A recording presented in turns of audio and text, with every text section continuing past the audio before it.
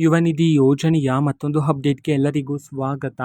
ನಾನು ನಿಮ್ಮ ಪ್ರೀತಿಯ ಶಿವು.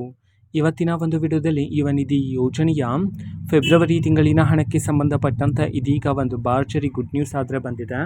ಸೊ ಬನ್ನಿ ಅದರ ಬಗ್ಗೆ ನಾವು ಈ ವಿಡಿಯೋದಲ್ಲಿ ಇನ್ಫಾರ್ಮೇಷನನ್ನು ತಿಳ್ಕೊತಾ ಹೋಗೋಣ.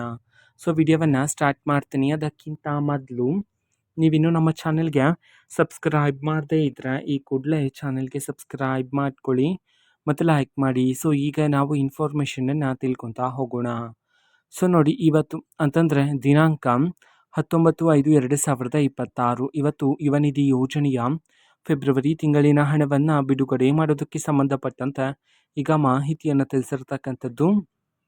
ಇವತ್ತು ಯಾವ ಯಾವ ಜಿಲ್ಲೆಗಳಲ್ಲಿನ ವಿದ್ಯಾರ್ಥಿಗಳ ಖಾತೆಗಾದರೆ ಯುವ ನಿಧಿ ಯೋಜನೆಯ ಫೆಬ್ರವರಿ ತಿಂಗಳಿನ ಹಣವನ್ನು ಇವತ್ತು ಬಿಡುಗಡೆ ಮಾಡಲಾಗ್ತದೆ.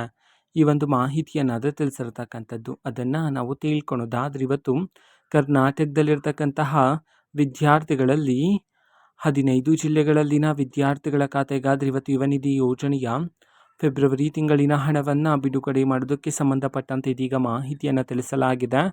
ಬನ್ನಿ ಈಗ ನಾವು 15 ಜಿಲ್ಲೆಗಳ ಹೆಸರನ್ನು ತಿಳ್ಕೊತಾ ಹೋಗೋಣ. ಸೊ ಮೊದಲಿಗೆ ಬೆಳಗಾವಿ, ಬಾಗಲಕೋಟೆ, ಬಳ್ಳಾರಿ, ಬೀದರ್, ಮಂಡ್ಯ, ಮೈಸೂರು, ರಾಯಚೂರು, ರಾಮನಗರ, ಶಿವಮೊಗ್ಗ, ತುಮಕೂರು, ಉಡುಪಿ, ಉತ್ತರ ಕನ್ನಡ, ವಿಜಯಪುರ, ವಿಜಯನಗರ, ಯಾದಗಿರಿ.